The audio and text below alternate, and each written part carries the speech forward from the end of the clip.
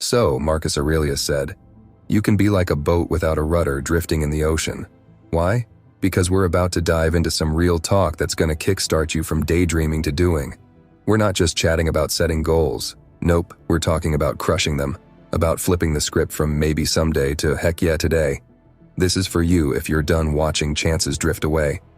For those who are itching to dive in, to get their hands gritty with the hard work of sticking to it and making things happen.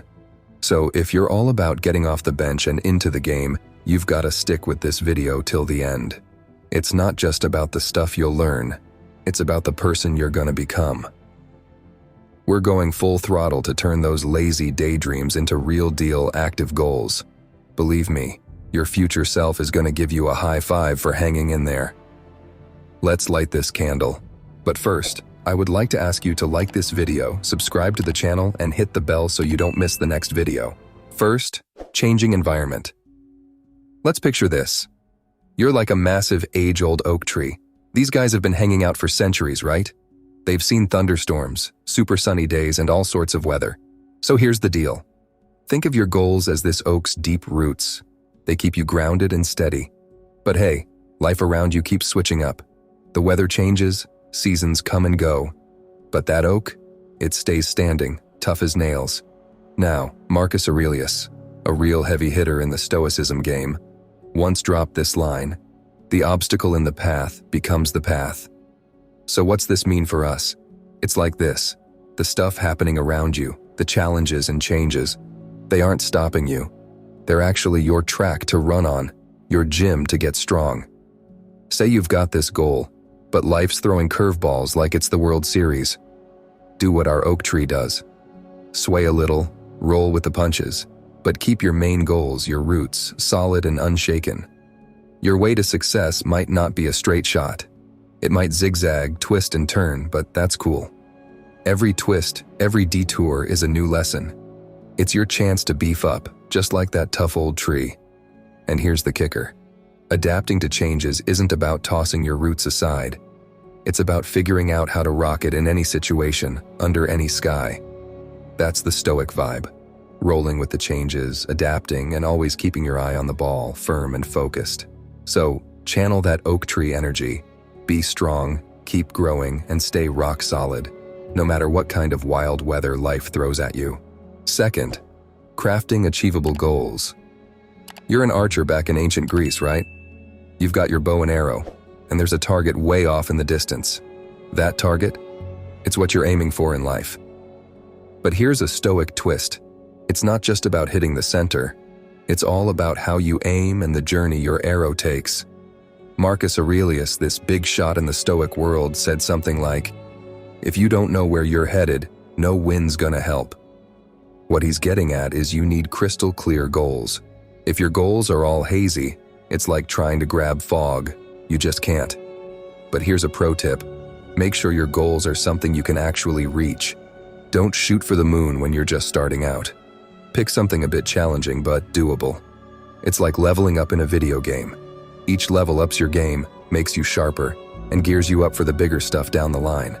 And hey, don't forget, it's about the journey, not just the end game. Every little win, each step forward, it's like watching your arrow fly closer and closer to the target. Dig the ride, the thrill of making progress, that sweet feeling of getting closer step by step. So set those goals smart, clear, doable, and really enjoy the ride. That's the Stoic Archer's playbook. Aim with purpose, shoot with confidence, and love every second of the journey to your bullseye. Friends, we strive to create unique content for you, for which we would like to ask you to support our channel by liking this video, subscribing to the channel, and we also recommend watching our other videos. Next, habits for goal attainment. Marcus Aurelius really hit the sweet spot with this one. The color of your thoughts dyes your soul.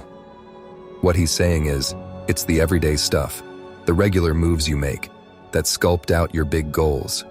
It's all those tiny, consistent actions piling up to make a huge difference. So let's break it down. What kind of daily habits should you be looking at? First off, kickstart your day with some real purpose. Whether it's a morning ritual, a bit of meditation, or jotting down your thoughts, it's like sharpening your tools before you start carving. Next up, sort out your to-do list. Think of your day like a block of marble. Not every part needs the same attention. Figure out what's top priority and hit that first. It's about being smart with your time and energy, chiseling where it really matters. Then, you've got to stick to your guns. Discipline is your guiding hand. Keep to your plan, even when it's tempting to veer off. Remember, those mind-blowing statues didn't pop up overnight. They took a lot of sweat and staying the course. And don't forget to check out your progress.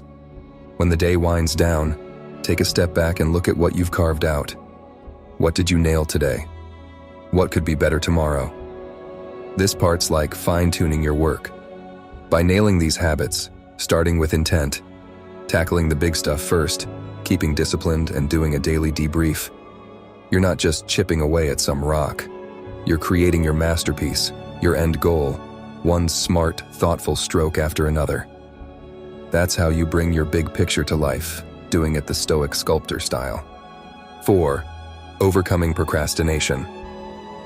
Overcoming procrastination, Stoic style, is like tackling farm work.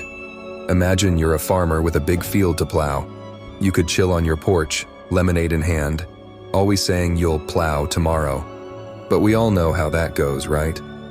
Tomorrow becomes next week, then next month, and that field's still not plowed.